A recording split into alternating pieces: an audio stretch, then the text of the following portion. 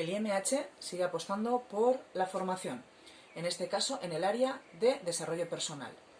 Por ello, su departamento de consultoría y recursos humanos INCRES lanza 2 nuevos cursos en formato online. Uno, donde trabajaremos el coaching de manera sencilla y con mucha dinámica. Intentaremos explicar en qué consiste y cuáles son las ventajas que aporta aplicarlo no solo a nivel personal, sino también a la hora de gestionar nuestros equipos de trabajo. Y un segundo curso sobre una herramienta de corte psicológico muy potente como es el eneagrama, donde intentaremos que os conozcáis un poquito más para ver qué fortalezas tenéis a nivel personal, qué debilidades tenéis a nivel personal y cómo podemos mejorarlas para reorientarnos en nuestro ámbito personal, pero también nuestro ámbito profesional.